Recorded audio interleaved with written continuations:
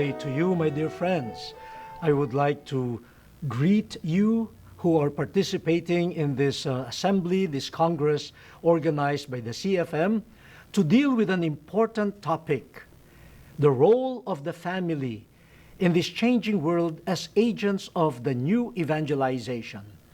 Ako po ay natutuwa na siniseryoso natin hindi lamang ang panawagan ng simbahan para sa new evangelization, kundi inyo ring siniseryoso na hindi lamang pala mga pari, madre, mga guro, mga katikista ang dapat na kumikilo sa new evangelization, kundi pati ang pamilya. And this is an urgent call, knowing how the situation of the world, the cultures of the world are changing so rapidly that the church sometimes feels like it is a late comer or even a late bloomer. So we should really work together. Let us understand the new phenomena affecting society, affecting the families, like migration, like social media, like the arts, like the technological and scientific mindset that is taking over, like the pragmatism, utilitarianism that is quite pervasive nowadays. How do we proclaim and transmit the faith, especially within the family, given all of these phenomena providing us with a context for evangelization? And instead of just focusing on problems and risks and what we call crisis situations, the call to the new evangelization invites us to look at opportunities present in the world, to listen to the callings that God is addressing to all of us, not to despair of the situation, but to understand the situation, listen intently to the Spirit speaking to us in those situations, as it were also touching the soul of this broken world. And after hearing, seeing, and touching, we go out with the new ardor, with new fervor, with new expressions and methods in the proclamation of Jesus. So ito po ang hamon sa atin sa new evangelization. At dahil hindi ko man ho kayang sakupin ang lahat ng paksa, hayaan niyo pong magbigay lang ako ng 3 na para mga punto para ho sa pagninilay ng mga pamilya. And you can expand on this through your sharing, and I hope your other speakers could give more flesh to the points that I would be sharing with you. The first point, in the first encyclical of Pope Francis, called Lumen Fidei, the Light of Faith, he dwells on the role of the community as a faith community and as an agent of the transmission of the faith. And the family is one such community. The family, as a community of love, also transmits life. Life comes from love. The fruit of love is life. But according to Pope Francis, it is not just biological, physical life that is transmitted to children. Also the life of faith must be passed on from generation to generation. So just like a parish, just like a diocese, just like the whole church, the family, which is the church in the home, should be a storehouse of memories of faith. What a beautiful description of a Christian community. A Christian community is a storehouse of memories of faith. And because it bears the memories of faith, it now can pass on the faith. It passes on the memories of faith. Isn't this a regular family mission? How did I get to know about my great-grandparents? No, and I did not live with them anymore except for one. But through the stories transmitted to us by our parents and grandparents, they were the bearers of the memories of the ancestors, and they transmitted them to us. Kayo po, mga magulang, ano bang alaala ang inyong ipinapasa sa inyong mga anak? Baka naman mga alaala ng hinanakit. Yung mga sama ng loob ninyo sa inyong mga biyenan, yung pa ang papasa ninyo sa inyong mga anak. So, memories of heartaches, memories of bitterness, memories of hatred. The challenge in the new evangelization is the family should transmit memories of faith. The Holy Father gives us 4 of those stocks of memories of faith that especially the parents, the grandparents could pass on to the next generation. One is the profession of faith. Sumasampalataya ako sa Diyos Amang makapangyarihan sa lahat. I believe in God, the Father Almighty. Pass that on, not just the formula, but the living reality of that faith. Pass that on. Secondly, the sacraments. So go to Mass together. Attend baptisms together. Explain to your children the significance of marriage, of ordination, of confirmation. Whenever there is a sacramental event, be there together as a family. That becomes part of the memory of the family related to faith. And when your children, in the future will have their own families, they will remember that and pass on to their children memories of faith related to the sacraments. The third is the Decalogue, the 10 Commandments.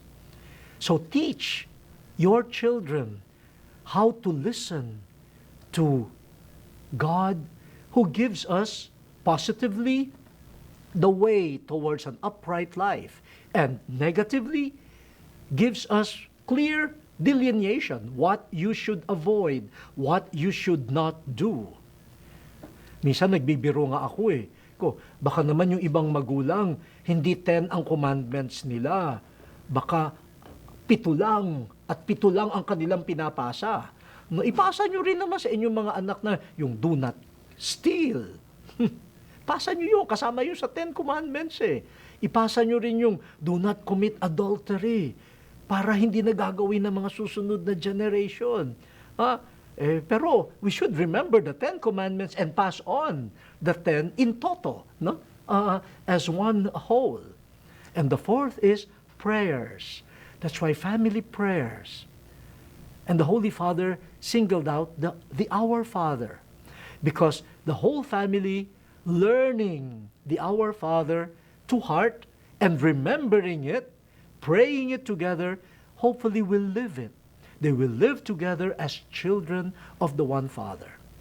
This is the first challenge. How do we look at our families?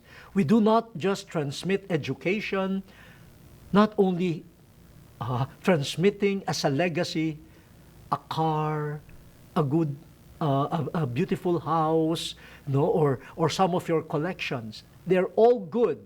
You transmit them. You pass them on to the next generations. But let us also pass on memories of faith. That makes the family an agent of evangelization. But as a link to the second point, the best memory of faith is the person who lives the faith. That leads me to the second point, how families could be agents of the new evangelization. Let us be agents of a culture of integrity, honesty, truth, and justice within the family. When we look at the world, when we look at society, on a daily basis, we are beset by not so good news.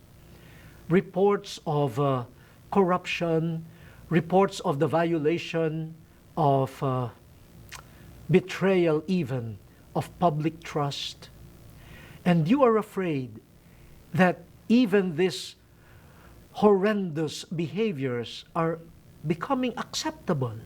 It's becoming accepted behavior in a culture that has become anesthetized, no longer shocked by the extent of cheating and corruption.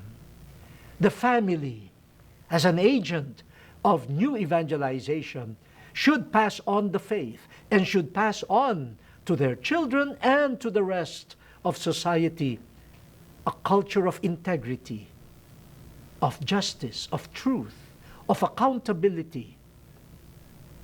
And by so doing, they will become agents of a culture of peace, what Pope Paul VI called the civilization of love. So here, we are tackling the transmission of values, human and civic and Christian values, which blend together. So we are asking the parents to check what type of vision do you have for your children and for the society that you want your children to live in. And even now, transmit to your children, witness to your children those values. May I appeal to the couples, the married couples, evangelize each other and try to admonish one another. When you see the personal culture of your husband or your wife is quite questionable. Halimbawa, no, kapag mga misis, kapag nag-uwi ang asawa ninyo ng parang teka, lampas ito sa alam kong kinikita niya. No? Huwag kayong basta matutuwa na, wow, na doble, na triple ang bigay mo ngayon. Magtanong ka muna, honey, saan mo nakuha ito? Ha? Honey, sa marangal na paraan mo ba nakuha ito? Na triple nga ang ating kita, pero, no? Hindi ko yata gusto na natitriple o quadruple pa sa hindi magandang paraan. No? Tanungin nyo sa maayos na paraan. O kaya, mga mister, no? Napapansin nyo si Mrs., napapadalas yata sa mga shopping at saka sa mga recreation, and then pag inisip nyo, teka, medyo malaking gastos din yun. Saan kaya kumukuha si Mrs.? Tatanungin nyo, honey, okay naman, natutuwa naman ako na ikaw ay nagre-relax. Pero saan ba galing yung pagsustento sa pagre-relax mo? Ang binibigay ko lang naman sa ating sharing, ganito. Parang higit pa dyan. Naku po, baka ang asawa nyo ay nalululun na sa pagsusugal. O baka mamaya napasama na sa isang grupo na, naku po, baka makakasuhan pa yan ng estafa kung ano. No? Doon sa inyong mag-asawa, be the voice of accountability and honesty to one another. Mga magulang, be agents, be active agents of the culture of truth and responsibility towards your children. Halimbawa, no, huwag nyo namang pilitin at all cost ang inyong mga anak na magkaroon ng honor. Baka mamaya, nandaraya na yung bata. No? Tanggapin ninyo kung ang kaya niya 81, 82, no? Encourage him. Baka naman maka 82.5 later on. Huwag naman yung para laang tumaas, hindi nyo natatanungin, teka, alam ko ang capacity mo pang 85. Bakit bigla ka naka 99? Tanungin nyo yun, mga magulang. Mga anak. Tanungin nyo rin ang inyong mga daddy at mommy. Limbawa, 2 na kotse nyo. Tapos, Narinig nyo, bibili pa ulit ng isa. Tanungin ninyo, Mami, Daddy, kailangan pa ba natin ng isang kotse talaga? Hindi pa ba sapat itong dalawa? Aanhin natin ito. At saan ba tayo kukuha ng pambayad sa ikatlo pang kotse? Mga anak, you are also agents of the new evangelization. Be to your parents the voice of honesty, simplicity, truth, and justice. Yan. O baka mga magulang magalit kayo sa akin, ha? Baka sabihin nyo, tinuturuan ko ang inyong mga anak na kayo ay questionin. Hindi po. This is the call of the new evangelization. And finally, alam nyo po, in the many meetings that I have attended on the theme of the new evangelization, they tell us that our present world, described very often as the postmodern world, this world that we have or inhabit is really a world shaped by a reaction to what we call modernity. Kaya nga, postmodern, after modernity. Kasi po, modernity was very optimistic. It promised a good life, it promised justice, it promised success, it promised, so many freedoms to people. But the modern world, in a way, also failed. Na po, after the birth of modernity, we had 2 world wars. And up to now, we have teeming millions of poor and unjustly treated people. The movement called postmodernity is quite suspicious. Parang nawala na ng tiwala, especially towards institutions that promise quick solutions and a better future. Kaya baka mapapansin nyo, parang lumalaganap yung tinatawag na skepticism. Nobody wants to believe right away. Everyone is suspicious. But that is eating us up. You know, when you are always suspicious of people, of institutions, you are not at peace in your heart. Halimbawa, iinom ka ng soft drinks. Malinis kaya ito? Talaga kaya hindi na ako iinom. Tubig na lang. Pero pag iinom kang tubig, malinis kaya ito? Naku, baka mamatay tayo sa uhaw kapag wala ka ng pinagkakatiwalaan. No? Masarap yung tiwala ka sa kapwa pag may nagbigay sa iyo, tikman mo itong barbecue na ito. Dahil tiwala ka, kagat ka kaagad. No? Pag wala ka ng tiwala, lahat na lang suspityoso ka. No? Pati yung kaibigan ng asawa mo, isipin mo, teka, sino ba ito? Baka agawin ito. No, di ba? Sa bandang huli, suspicion, lack of trust, destroys the human spirit and destroys relationships. But we have to listen. Why is this world suspicious? Why is this world quite stingy with trust? And what is this world looking for? This world is looking for credibility, looking for authenticity, looking for consistency, looking for what we call integrity. Yan ang hinahanap.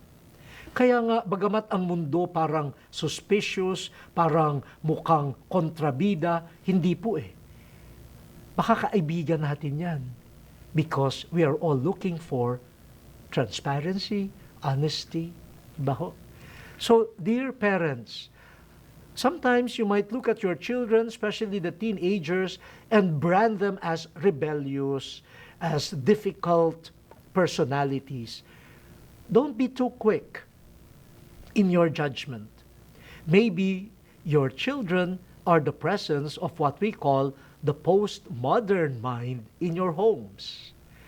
A rather suspicious mind, but positively, it is a mind that searches for authenticity and challenges all of us towards authenticity.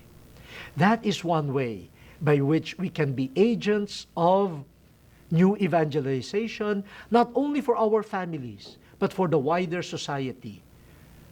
husbands and wives, their children, the whole family, becoming authentic, credible persons whose words and actions really come together.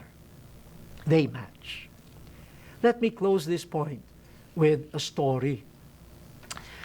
May kaibigan po ako na pinakiusapan ako, baka pwede ko raw harapin yung anak nila na teenager na parang rebelde na. Ayaw sumabay sa pagkain, ayaw sumama sa mga pasyalan, pagsisimba, minsan sasama, minsan hindi. No? Ang tingin nila, rebelde. E di, sabi sa akin, kausapin mo naman. Pumayag ako.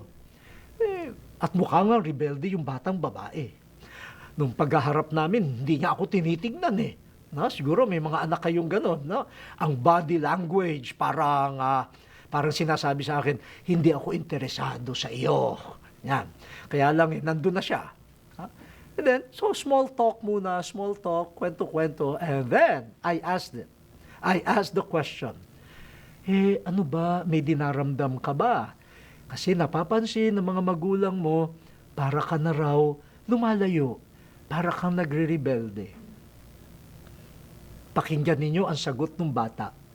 Sabi sa akin, si Mami, lagi akong sinasabihan, magtipid. Pero pag weekend, siya naman kung gumastos sa pagsha-shopping, walang limit. Si Daddy, pinagbabawalan ako manigarilyo. Pero siya naman, kung manigarilyo, walang tigil. Tapos tumingin sa akin, sabi, fake! Fake sila! Tapos sabi, fake kayo! Pati tuloy ako nasabit. Fake kayong lahat. So, ibig niya sabihin, kayong matatanda, fake kayong lahat. Ang dami niyong sinasabi sa amin, hindi naman namin makita sa inyo. Parang ang sarap ngang no? Saktan tong batang ito, no? Pero, nung naririnig ko, sabi ko, hindi ito kaaway. This is not an enemy. This girl is a friend. She is looking for authenticity, consistency. She's looking for elders who are people of integrity. We should listen to them. Who knows? They might be our best allies in forming families of integrity. These are 3 simple points. I know they are not exhaustive of the whole theme, but I present them to you as teasers, pangkiliti ng isip. And I'm sure your gathering and the other facilitators will present to you a broader picture of this phenomenon called the changing world, the postmodern world, and the response of the church called the new evangelization. Thank you for your patience. Thank you for listening. And I promise to pray for you. God bless all our families.